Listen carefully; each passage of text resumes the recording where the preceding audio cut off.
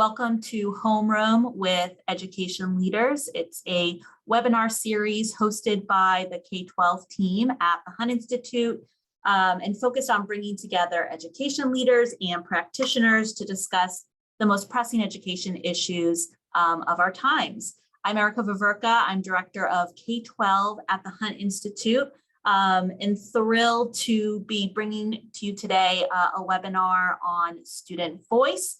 And featuring Superintendent of Public Instruction in North Dakota, Kirsten Baesler, and her student cabinet for today's conversation.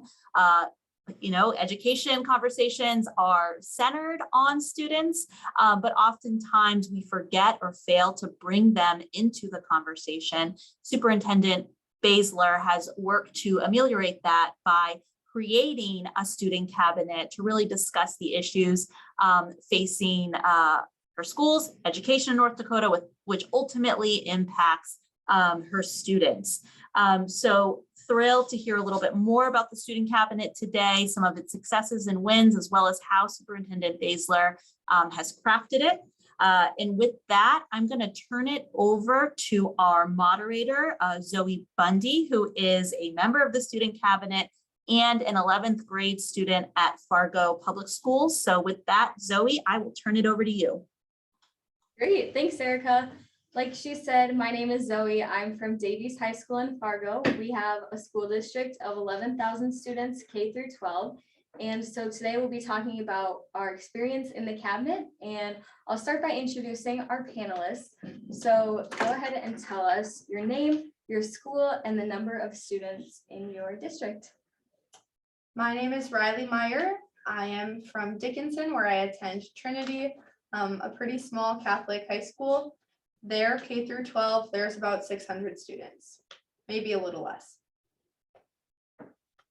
I'm Cecilia. I'm from Montpelier. I attend Montpelier High School. Our K through 12 is 121 students. I'm Chase Jackson. I'm in 5th grade at Jamestown, and we have about 2,200 students in our K through 12. Great. And then why don't you also share with us why you decided to join the student cabinet? I decided to join the student cabinet at first because I needed some things to put on my college resume that just showed my interest in education and policy. But I decided to reapply for my second and third term because I enjoyed the positive impact I felt like I was able to create within my community and within my school and even on the state level. I joined the student cabinet because I think that at first it seemed like just a great opportunity for there to just be like an equal amount of representation from all around North Dakota. Like we have small schools, we have big schools, and that's really important to me for everyone to have equal representation in our government, especially. I joined because my mom told me about it, and I thought it'd be fun. And then when I got here, I realized that like high schools and stuff are kind of broken because I'm in elementary school. We don't have that many problems there. Right, yeah, you get to learn about all of the different grades and kind of hear what's going on. Yeah, cool. So we'll get to know them in a little bit, but why don't we start by talking with Superintendent Baesler just to see like why you started a student cabinet, how you made that decision, and what steps you did to create it. Sure, thank you very much, Zoe.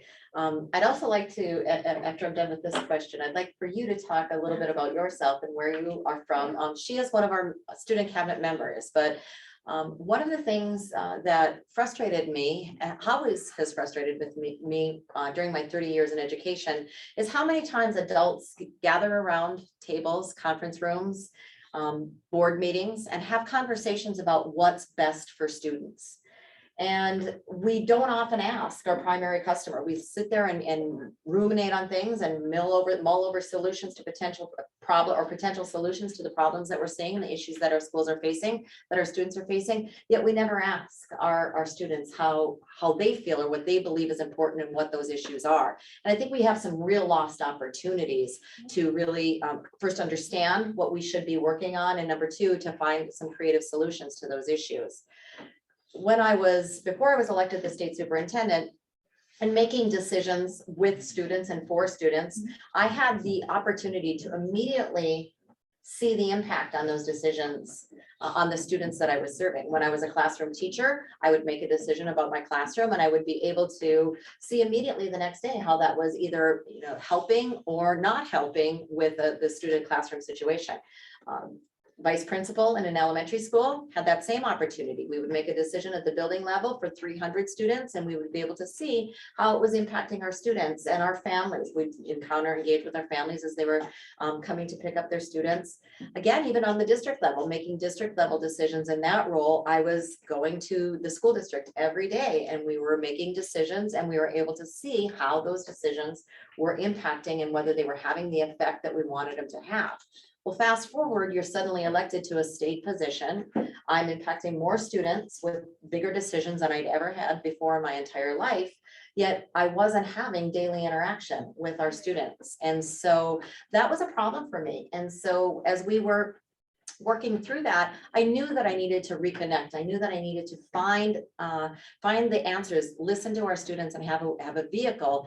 As a state elected official, I was able to encounter our teachers had a voice, our administrators, our school principals, our families had a voice, our lawmakers had a voice, our mayors had a voice, our business and career and technical industries all had a voice. They all set up meetings with me, but I was missing that critical student voice. And so we birthed the idea of having a student cabinet. And we knew that we wanted it to be different. I think a lot of my staff thought I was a little bit crazy. We have people that are applying as third graders and as seniors in high school, and they are serving an 18-month term. We created an application that fit all of that. And I think they did think I was a little crazy bringing that diverse of a group into a room together for full days. We meet at least once a quarter for a full day. During COVID-19, we were meeting almost, sometimes we were meeting every 2 or 3 days to get immediate feedback. We were meeting at least once a week virtually. So I could see how the decisions the governor was making at the Capitol, how we were making with our local school leaders, how that was really unfolding in our school districts. And now we're back to meeting in person, face to face. Our cabinet members are with us today. We've been meeting since 9 o'clock this morning, covering a whole breadth of issues.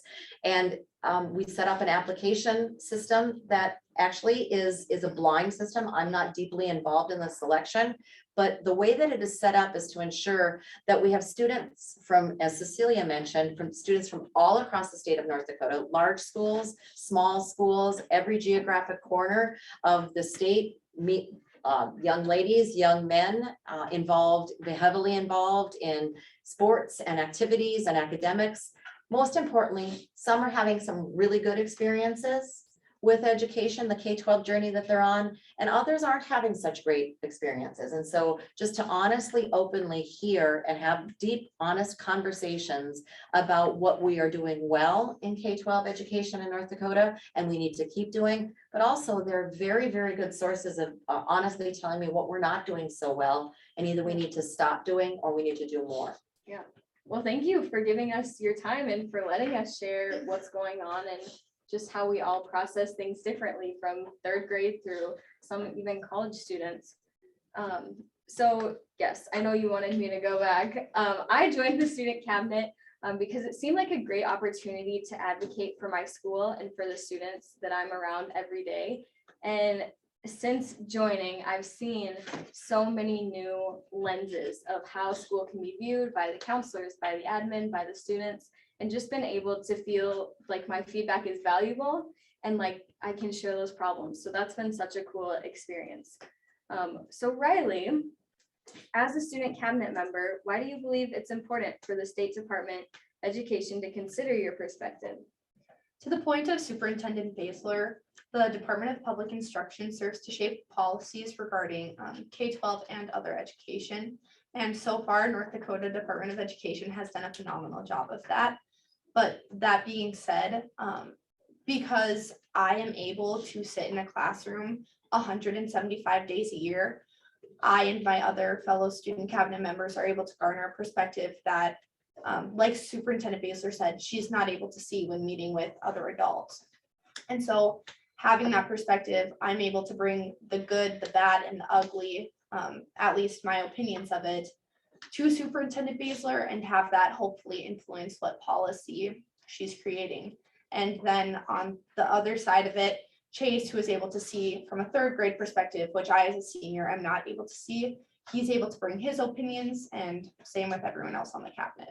Yeah, that's great. And you mentioned you served for a few terms, right? Yes, I was on the second term and I applied in the 7th grade. And then usually you can only apply for a second term, but because COVID was kind of a funky year, Superintendent Baesler opened it up to a third term.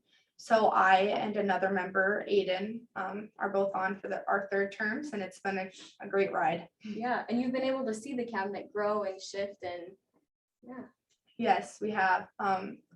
I think all throughout it's remained consistent with great students and great opinions. Every year it seems like the cabinet has a different position and something that they really want to tackle. This year I would say it's mental health and a bit of fine arts, which is different than in other years. So what are some of the other topics that you've been able to cover in other years? In other years, we've talked a lot about Native American education. I know that's a platform that Superintendent Baesler feels very, very strongly about. And we also talked a lot about testing. So whether that be ACT or NWEA, we talked about the pros and the cons and what the state of North Dakota can do to make sure that those tests are working for our students and not against them. Great. Well, thanks so much for sharing. So Cecilia, for you, have there been any issues that you particularly care about and have been able to influence or work on? Well, I feel very strongly about a lot of things. One of the things I feel strongly about is mental health, as Riley was saying, and then also just like having everyone being able to voice their opinions, which is the purpose of the cabinet, and I think it does do just a great job of that. I feel like even just being on here has helped me like bring back to my school what we used to have like kind of a lack of. We had kind of a lack of a student council. It wasn't very good. We just made posters really, but now we do actually have like a student leadership team, right, where we can actually do stuff in our school and we're directly impacting that. Great, that's great. So I have a question. you go. if I can. So is that a direct impact of you bringing that back to Montpelier? I know you have a small school. I wouldn't say it definitely wasn't all me, but after COVID, we got new administration, and I'm not talking bad about the old administration. That was my dad, so I can't. But the new administration definitely, after COVID, saw the negative effects that it had on like all schools, and saw that, well, we need to bring a student voice to this. So I would say that I definitely got some people to join, I think. That's great. Thanks for sharing. Okay, so for Chase, what has this experience taught you, or what have you been able to learn from cabinet? Well, I've learned a lot of things, like how like in middle schools and high schools, there are a lot more problems than I would have expected, because in elementary school, it's just like the food isn't very good. But in high school or middle school, it's like, oh no, there's a gun threatening. And so I've learned a lot about that stuff. And also, I'm not a third grader, I'm a fifth grader. Okay. Sorry about that. So what's been your favorite part of your cabinet experience? Like meeting all the people and stuff in the cabinet, like of all the different grades and schools and districts and stuff. What problem do you think you can have the biggest impact on as you become a middle schooler and a high schooler? As you're learning from these college students and these sophomores, juniors, and seniors, is there anything that you want to make sure that you're taking back to Jamestown that you want to be aware of and maybe help with your schools and your teachers with? I'm not entirely sure. Still thinking about it? I think that works. All right, so next question I kind of want to go through is, what is something unique about the school district that you come from? So what are some of the problems or challenges that you faced, and maybe some of the ways that you've been able to solve those over the years? So something unique about Trinity, just comparatively to my other student cabinet members, is that I attend a private Catholic school. A lot of other members on the cabinet attend public schools with students who have, or with classes who have more students in just their graduating class than I do in my entire high school. That was eye-opening to me, and it gave me a new perspective on a lot of different issues. But one thing I've really been able to implement and take back to Trinity is just kind of what other districts are doing in regards to growing skills outside of the regular math, English, history.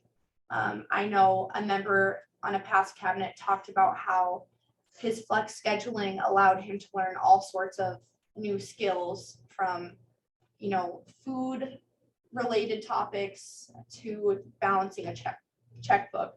And Trinity, not necessarily because of me, but because we realized there was a need, was able to implement a thing called Great Teams, where we meet 5 times a semester for an hour and a half. And we took a survey kind of saying what we would like to learn. And we were divided into about 20 great teams. So for those 5 hour and a half time slots, there are kids all over the building learning American Sign Language, woodworking, how to play bridge, swing dancing, salsa dancing, how to make a quilt, and the list goes on and on. And I think that that's probably one of the best things that has come about at Trinity. And not necessarily, again, because of that one individual on the student cabinet, but because we as North Dakotans are a small and tight-knit community, and we are really working to better education everywhere. That's cool. And so that program, Great Teams, is that like volunteers from your community coming in to teach, or is it led by teachers? How does that work? Depending on the class, it is volunteers or it's teachers. So we have a math teacher. He's a great guy and he knows how to play bridge. So he ended up teaching the bridge class, and our Spanish teacher ended up teaching the salsa dancing class, as she's from Peru or Venezuela. I'm not for sure which one. But then no one knew American Sign Language. So we had to reach into our community, and it's really something that's been able to bring our community closer together, because we're able to meet new people and invest ourselves in others' lives, which is always important. Yeah, what a great way to connect people and ideas. Mhm. Super cool. Yeah, so Cecilia, what have been some problems or issues that you've seen at your school, and some ways that you've been able to fix them or improve things? So I guess with such a small school, just like Riley's, I have like 7 kids in my class, and we don't really have the opportunity to like go out and do like even just extracurriculars like inside of our school. Like we have to go outside of the school for that. Well, this year especially, I know all the freshmen had to take like an online class with NDCBE, right? So a lot of us did like a foreign language. I took German. One of my classmates took like ASL, American Sign Language. And I just think that is one of the biggest problems with small schools, is that you don't have the amount of opportunity. Yeah. And what are some of the ways that your school is able to bring the community together? Do you have specific programs that people enjoy doing together? Well, there is a group of upperclassmen, I think they're usually juniors or seniors, that they can we drive a bus up to like the Jamestown College, and they can take some, we call it VOTEC, so it's just like vocational technology, and they can take some sometimes they did like woodworking classes up there in the past years. Cool, that's great. Thanks for sharing. So for you, Chase, what's something that you've learned about your school since joining? Well, since I joined, I learned like about my school, like all the teachers, like I thought they got like normal salaries like other people, but I learned that they didn't actually get that much payment and stuff. Like today the school counselors, I thought they were just like everyone else, but every other teacher, but now I'm learning that they have a huge responsibility with the students and stuff. They do. We learned today that there in North Dakota, counselors have a 300 students to 1 counselor ratio. And compared to all of our other states, that's not too bad, right? We heard about Arizona, and I think it was something like 828 students for 1 counselor to manage. And so we are very grateful for our counselors in North Dakota. Yeah. So what are some other things that you've learned from cabinet, or experiences that you would love to share with the people watching? Like I had mentioned before, I learned a lot just about perspectives from a bigger school, and more than anything, just how that affects your way of life. Yeah. So for example, a lot of students are able to take multiple AP classes, And I don't have any AP classes offered at my school. And next year we're doing away with all of the dual credit classes. And so because dual credit is something that's going to be so valuable for so many kids in North Dakota, when I brought this to my fellow student cabinet members, they had offered me a suggestion to look into the Center for Distance Ed. And so now I'm going to be able to bring back to my school a new resource so that hopefully more students are able to take dual credit classes and hopefully achieve some college credit before we get there. Riley, can you just explain, it's not because your administration doesn't believe in dual credit or AP, but explain why the dual credit is going away. Yes. So our dual credit opportunities are going away at Trinity because my teachers, though they do have masters, they do not have their masters in their content area. And so the Higher Learning Commission is now requiring that teachers must have a master's in their content area to be able to give a dual credit and pass a student in that dual credit course.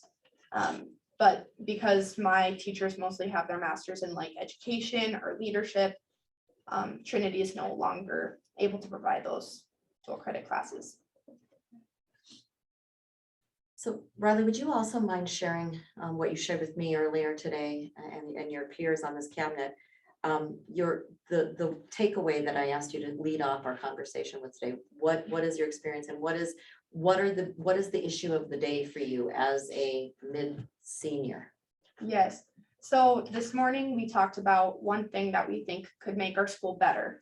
And one thing that I really think could make Trinity better, and it sounds like a lot of my other cabinet members agree for their own schools, is that teachers need to do away with giving work out because their students simply don't have anything to do. As most of our members are highly engaged students, we usually catch on to the course material and we're done with our lessons a lot quicker than our other classmates. And what that has led to has been, instead of just receiving 10 problems for homework, we get 20 problems, but that's not necessarily what I need to grow and develop my skills. Instead of just receiving more problems, I need to receive maybe only one problem, but have it be of a much higher and a much more challenging rigor. And so that's something that I hope to see our school develop further, just so that we are able to get some more skills out of our education. And Cecilia, if you can, and we talked about some possibilities of why there seemed to be some agreement among the other seniors and juniors that their teachers just don't seem to have as much energy. So we brainstormed some ideas, and can you elaborate on that a little bit?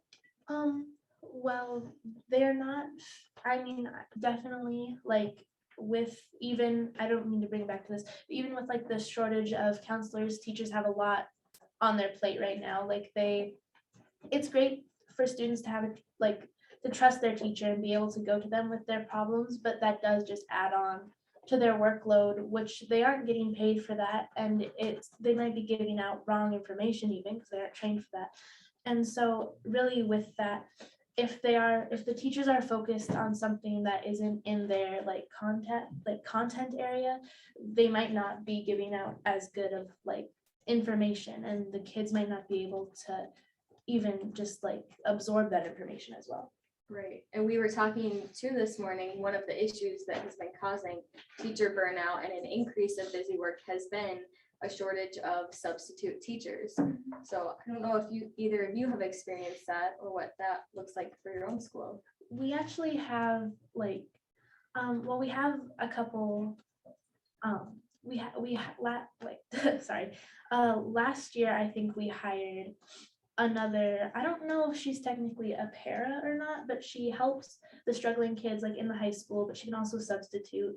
And we actually have our school kind of is doing okay because we have a couple of kids that graduated from there that are still around. They're younger, so they're able to do more. And our math teacher just retired, so she can substitute too. Ours is pretty okay for that, actually. Another student though had spoke to the fact that he would go into a classroom and there wouldn't be a teacher there, and so they would be told to go sit in the commons area. And then this would happen multiple times, and it seemed like every time there was another class who also didn't have a teacher. So instead of having that hour be designated for instructional time, they were being told to go and wait, in the commons, so for their next class to commence. And that's something that, that time is so valuable and we don't want to waste it, but also you can't shove a classroom of 30 kids into another teacher's, at the back of her classroom. And so that could just talk to the teacher burnout as well. Yeah, because the reason that the teachers would be getting stressed about that is because sometimes they do that. Like sometimes they do shove kids into different classes. It's like you can't be teaching like a science class and then also having to be in charge of the study hall, or as another person said, they have their study hall mixed in with like the in-school suspension, Right. which is Yeah. a big deal because Yeah. too many kids per teacher ratio there for sure. Right. And it's cool to hear where, like at our school, our detention and in-school suspension do not combine, or our study hall and in-school suspension don't combine. But to hear the variety in what's going on across the state, it's different. It's a brand new perspective, new lens. And that's within the small state of North Dakota. So I can't Right. even imagine bringing Right, it to for a other- national level. Yeah, for other states and districts. So just a note to the audience, you can submit questions in the chat and we'll be reading some off here. So if you have a question for any of our cabinet members or Superintendent Baesler, we'd love for you to put them in and we'll get through those here shortly. So one of our first questions is, how do the students' experiences on the cabinet inspire more youth leadership in their home communities? Riley? This is one I can answer to. So in Dickinson, the city commission just passed a resolution that would move to establish a youth commission. And we had our first meeting at the beginning of September, and we had some leadership elections. And within that cabinet, I was able to run for president. And because I think a lot of my leadership opportunities and my insight from this cabinet, I was able to obtain that presidential position. And not only am I able to bring this perspective, but also learning about the facilitating of a meeting with so many differing schools and differing insights. That's valuable information to have when sitting in on another meeting. Just so that, you're using your time fairly and managing it well. Congratulations. Thank you. So one of the ways that I've been able to see how student cabinet has impacted youth leadership in our other communities or our home communities is watching that as leaders and as people on the cabinet, we're people who influence change in our schools. So when we hear about an issue, we find the solution and it's being reciprocated. So now when I go talk to our counseling team and say, how is it really going? And how, what does this look like? Or what does that look like? It empowers other students to have a voice and to go ask the admin similar questions, or just put their voice out there, because sometimes it's hard if nobody else is doing it. You got to be the leader and be an advocate. I have a question for Superintendent Baesler. How are students selected or elected, and what does that process look like? Certainly. So there is an application form, and actually those are available. We've had a number of states that have requested those applications. I believe they might be online now. And so just go to the Department of Public Instruction's website and you will be able to just search for state superintendent student cabinet. You'll be able to see our process. Actually, you'll be able to see the timeline. You'll be able to see the application form. Initially, we had some challenges with our the liability issue, and North Dakota Insurance Reserve Fund was a little concerned, but we've worked our way through that. We have parental sign in and sign out for pickup, so that covers the liability issues. But I think the most important thing is the application form itself. And it is not a very complicated form. I don't think it's a very complex form. All of you have filled it out. But it's a form that has been created by members of the team at the department. And we have a small but mighty team at the Department of Public Instruction who are all educators in one way, shape, or form, currently and or previously. So they developed questions, and it's evolved over time. And it's questions that we know are being answered by student voice. And we're not asking for the right answer. We're asking and looking for the perspective. And so one of the most important questions is a very open-ended question. Tell us something that you believe the superintendent of public instruction doesn't know about you or your peers, but needs to know in order to do her job well. And so that's one of the most telling of all questions on this application. We gather them all. As I said, we get about between 70 and 80 applications, and we don't have a set number of of members of the cabinet. We actually look for a very diverse cross-section of young ladies, young gentlemen, geographic representation, socioeconomic representation. We have members of our student cabinet, both on this current cohort and previous cohorts that go to public schools or schools on one of the sovereign nations that we share our borders with in the state of North Dakota. So we have a first generation member on our cabinet right now. Her parents both grew up in Sudan, and we went to Egypt and now came to North Dakota. And so we look for that type of diversity, and we have a group of team members at the department that score them. And then I am able to find out who my student cabinet members are. That's great. Thanks for sharing. Mhm. Our next question was, in what ways are student cabinet members compensated for their contributions? And I would say the biggest one, all of our travel fees are covered to get here, and then our hotels and food. But I also think we are compensated by having our voice be heard. Like that is something of such great value that not all of our peers have this opportunity. So And not only to have our voice be heard, but for our government officials to want to work with us, yes. to create change based off of what we say to them. So many times we bring things to adults as students, and it goes in one ear and right out the other. As I've worked with the Department of Public Instruction and with Superintendent Baesler, what has made this cabinet work is that Superintendent Baesler and the rest of her office are so committed to making North Dakota education better based off of what we say. Right. So that's Yeah. very valuable. Yeah. All right. The next question is, are you involved in other leadership roles in your school or community? Are there other topics and subjects you're interested in? I mean, well, yeah, so I'm part of the student leadership team.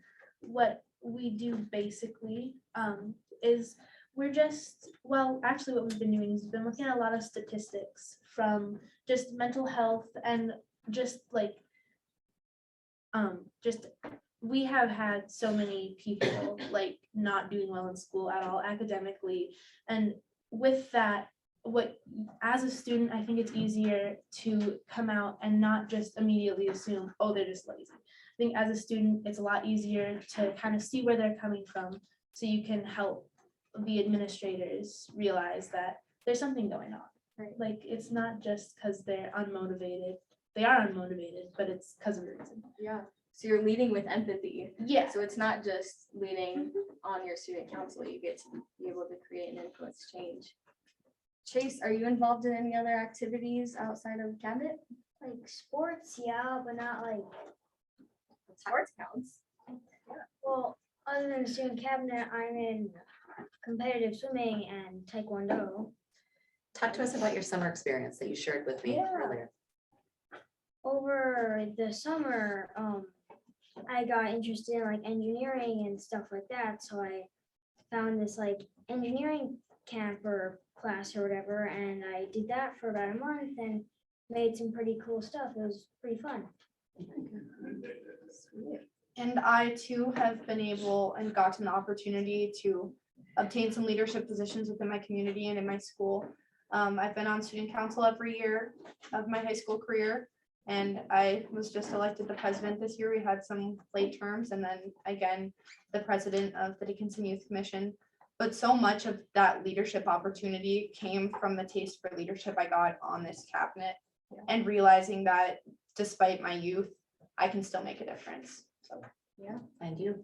Yeah. For me, I love anything music. So school band, pep band, our youth group bands, and anything kind of to do with advocating for people. So if it's at school, kids are struggling with mental health, being a voice for them and helping to encourage them to stand up and say something is really important to me.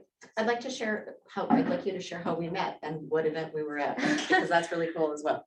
So we met a few years ago. It was actually on 9/11/2020, and we were at the Fargo Air Museum. They were doing a 9/11 event. I think it was just to celebrate and honor people that have served. But we had like a dessert social, and I remember walking up to you and being like, "Oh my gosh, it's Superintendent Baesler. She's for real." And it was exciting. And that night I got to share how their Air Museum and the programs that they had offered had encouraged me to pursue a career in aviation. So that was where we met. There you go. Gosh. Okay, so one of our other questions has been, how does the student cabinet represent the full student body and ensure that all student voices are heard? We have, You can go. Okay, I'll just speak quickly. So like I had mentioned, the majority of the cabinet is engaged and wanting to succeed in school. But there is a select portion that, despite how hard they try and despite their efforts, they don't succeed in school, and they don't have A++, and they don't have a great connection with their teachers. And because we have both sides of that spectrum and everything in between, I think our cabinet is able to offer so much insight just regarding, what could be made better and more challenging for those students that are succeeding in school, and what could help those students that really aren't. and again, just repeating the amount of diversity we have on here is really great. I mean, we have fifth graders, we have a lot of seniors, some people just starting college, and we do really come from everywhere. I mean, we're just from everywhere, different sizes of schools. I have a ridiculously small school. Riley has a pretty small school, and then we have Zoe, who is in a huge school. Really just the different perspectives really help. Yeah. And I would just add to that, the conversations that we have here, there's oftentimes we close a meeting of next steps. What's your agenda? What do you want us to build for the next quarter's meeting? And then we generally give you homework, if you will. Yeah. I hate to give homework, but it's in my blood, but maybe you want to talk about that in some of the research that you even brought today. Yeah, so I think all of us have an aspect of research that we do when we go home, whether it's something as small as just paying attention to what's going on at your school or meeting with teachers. Hey, what's working for you? What's not working for you? What have you noticed about our student population? For me, I've been looking at our school's mental health and watching the impact of COVID on our student body, on our teachers, on our counselors, and it's been brought up also by other students today, just to see how that looks for everybody. So usually our homework is researching just what's going on at our school. I know at our last meeting we had talked about social media, and I'm trying to remember what the video is called. The social dilemma. Yes, so each of us watching that and kind of thinking about how social media is impacting our daily lives. The other thing is the library media standards, the literacy standards, as we talked about that. We're in the process of developing one of the content standards for library media technology. And so we had the people from the department leading that team coming in and getting the actual students' perspective on if this is grade level appropriate or not.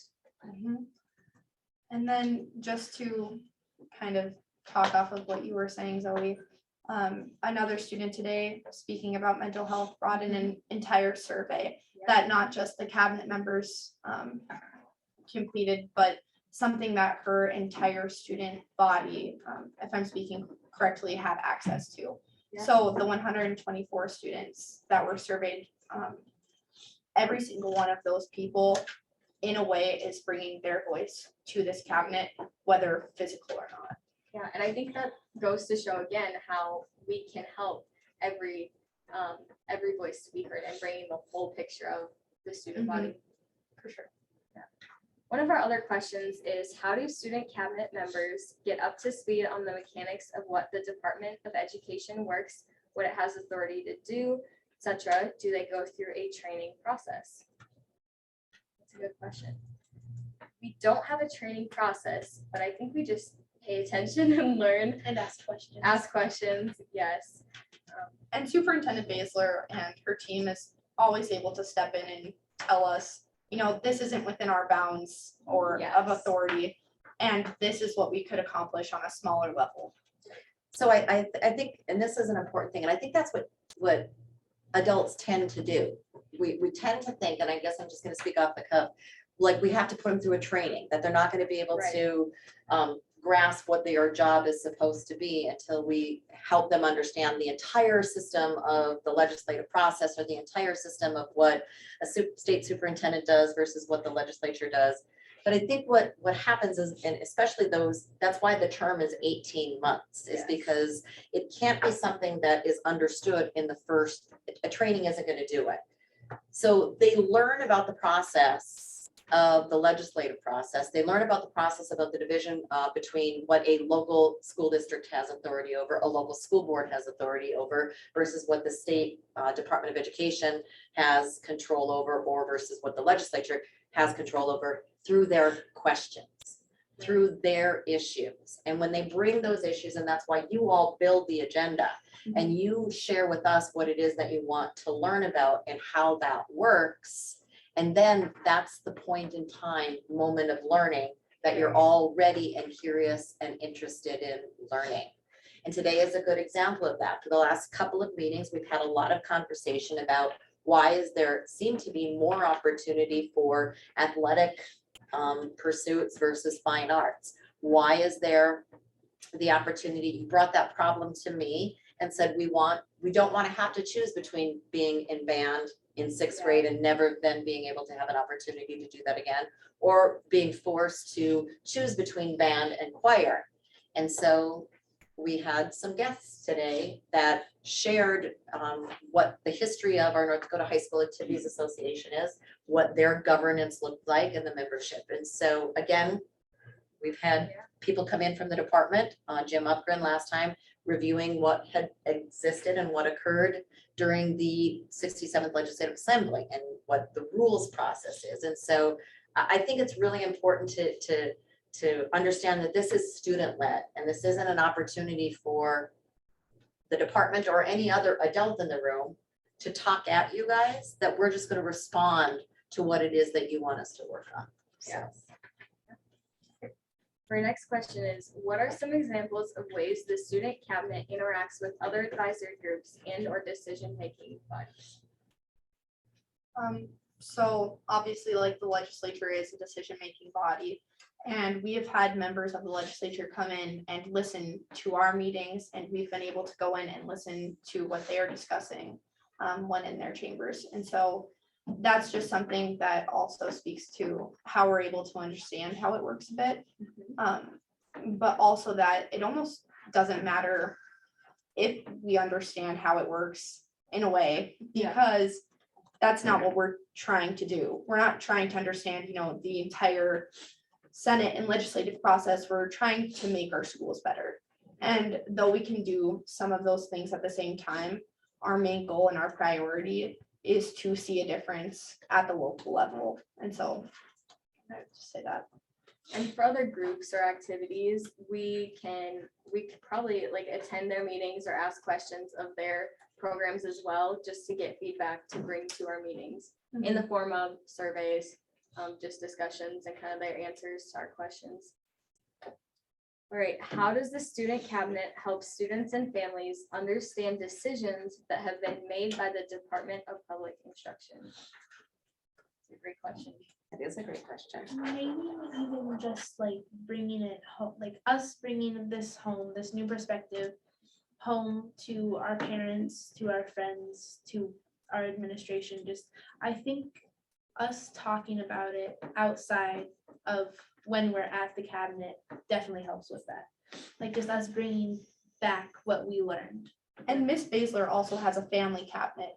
And so when we, as students, are able to bring our perspective you said just yesterday you met with the family cabinet. Mhm. And so she acts as that bridge. So what we say, she's able to implement into their meeting agenda, and what they say right back, she's able to explain to us and explain how we can kind of work together with families to create solutions for all. Yeah. That works. I think also, going off what Cecilia was saying, just bringing it home, like empower people. And so when we're having these high level discussions and we're learning about the bills that have been passed, about what's going on at the Department of Public Instruction, we're able to go home and sit down with our administrators and say, are you familiar with this? Or what do you think about this? How is this going for us? Have we considered looking at, certain opportunities? And yeah, just being able to take those things home has been really valuable. And I think Robbie's comment this morning, just before lunch, where we were talking about what can we do on a state level? And that's where people's minds tend to go immediately, especially when they're meeting in the Capitol, right? So if there's a problem in a local school district, or if there's a statewide problem of fewer counselors or not enough counselors, or counselors' time not being used in the appropriate way, we talked about what can we do? Can we pass a bill? Can we invite one of our legislators in that might help us draft a bill, which this cabinet has done before?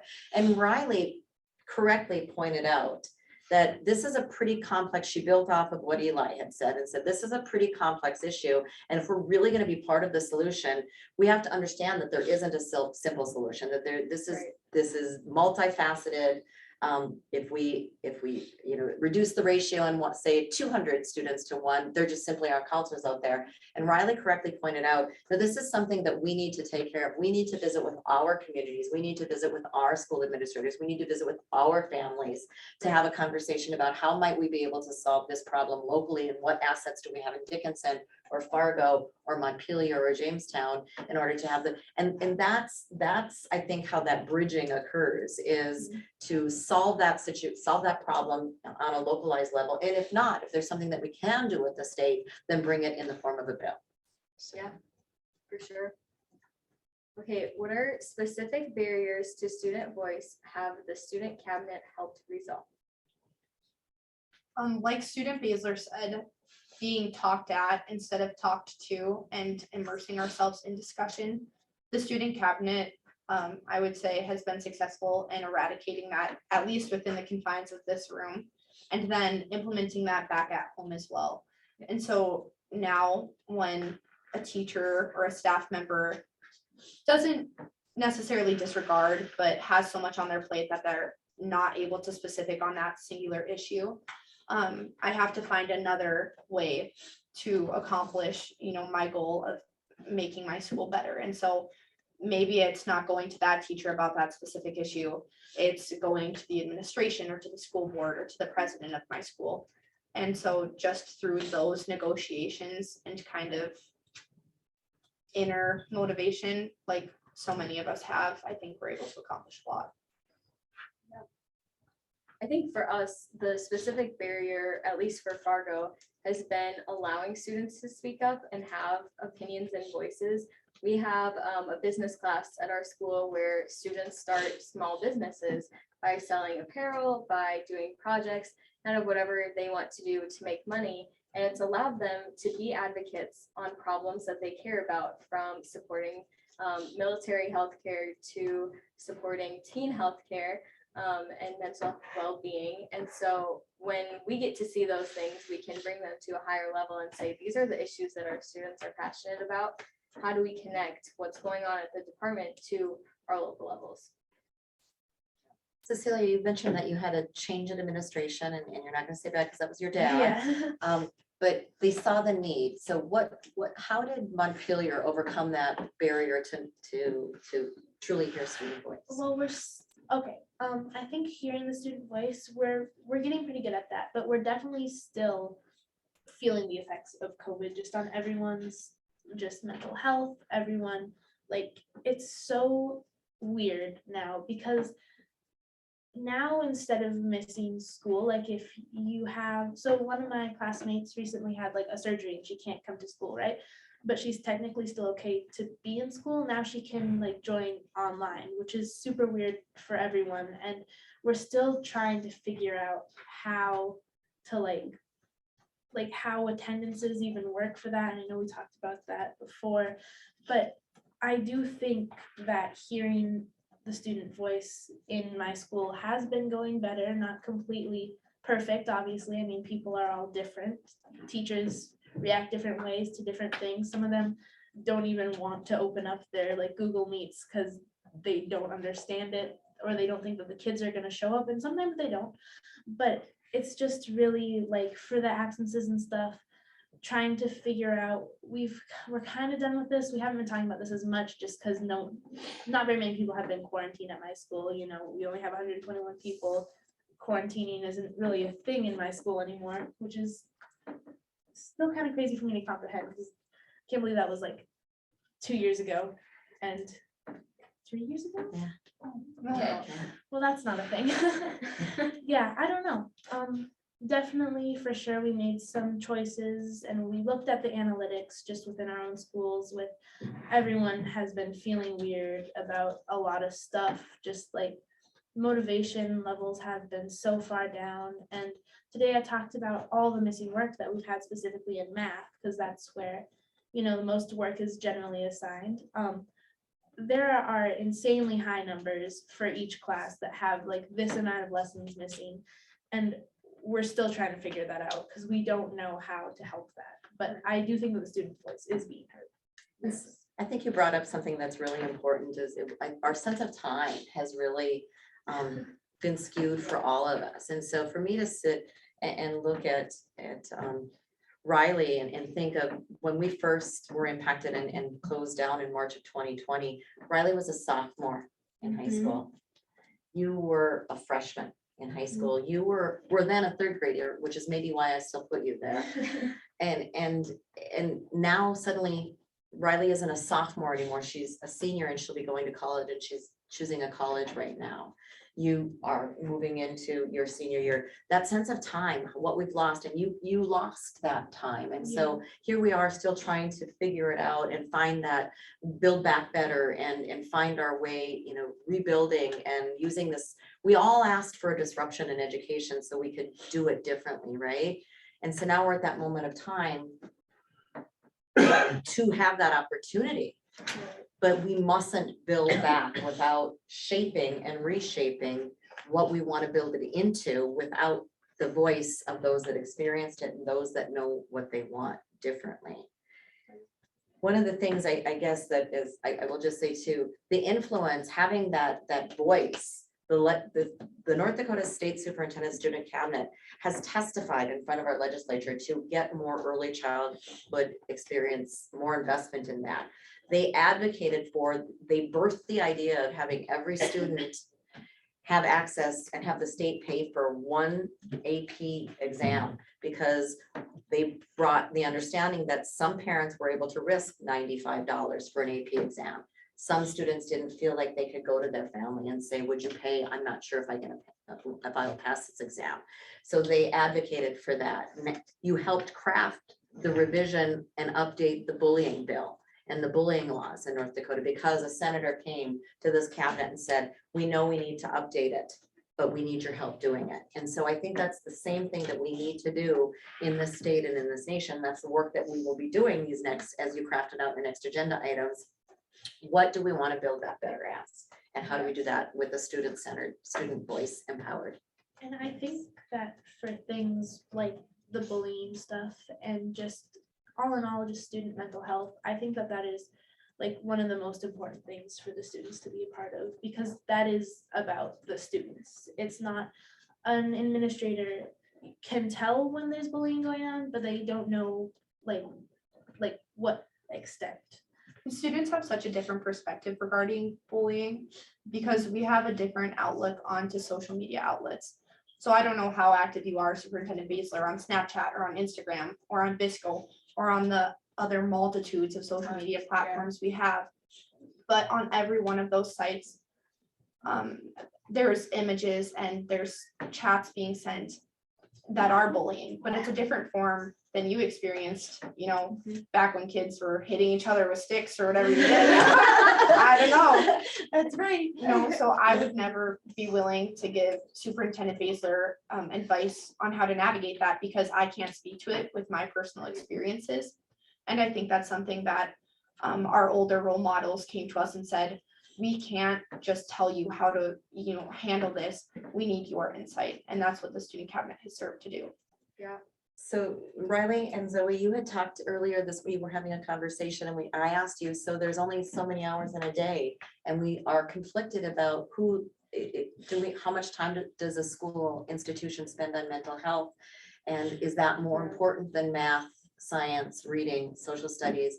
You gave a very succinct and very rapid answer and then you followed up. Would you mind sharing again? And you said, do you remember what it is? So without hesitation, I jumped in and I said, after I graduate high school, even after I passed this semester of math, everything I learned about sin and log and cosine and sine, I'm going to take that and dump it in my mental trash. I don't think it's necessarily something I'm going to use every minute of the rest of my life, but something that a counselor would implement, how to deal with emotions, how to navigate social, just social events. That's something I am going to use for literally every waking moment of the rest of my life. I will always need to be able to, in a healthy way, cope with so many different aspects of the world. And so that's why I think that counselors are, so underappreciated and we need so many more of them. Yes. And from what I was understanding as well, so we have this need for counselors. There's a gap between how many counselors we have and they're not allowed to practice therapy at our schools. So then we're sending tons of students to a referral list that's 6 to 9 months out, or even up to 14 months out if you're in Western North Dakota and you have smaller communities. But what would be really beneficial would be increased mental health standards at the state level, because our health classes aren't required and they have mental health coping strategies. And students have said, we want more training on mental health. How do we recognize it? How do we cope with it? How do we help friends? And if they know how to cope and they have the strategies to succeed, we won't need as many referrals, as many counselors. There will still be issues, but we know how to manage it more effectively. Yeah. Yes, so we're gonna send it back to Lucy for closing remarks, but thank you all so much for joining us. Thank you.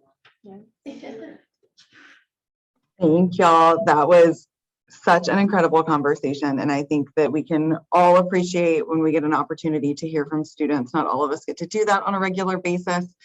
So I just want to, from the Hunt Institute and from our team, just thank you so much for taking the time to share with us today.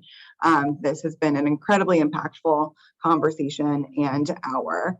I hope that those of you that joined us will join us for some of our upcoming webinars, including one on Thursday on micro-credentials. And as you can see, we have a few more coming up in the new year. I have put the link for the micro-credentials webinar in the chat if you would like to register and join us for that one at 2 p.m. Eastern time. And then we will have an upcoming webinar on January 26th from our homeroom series. So be on the lookout for more information on that and how to register. Thank you again for joining us, and we hope to see you soon. And a final big thank you to Superintendent Baesler and the North Dakota Student Cabinet. Have a great rest of your day. Thank you. Thank you.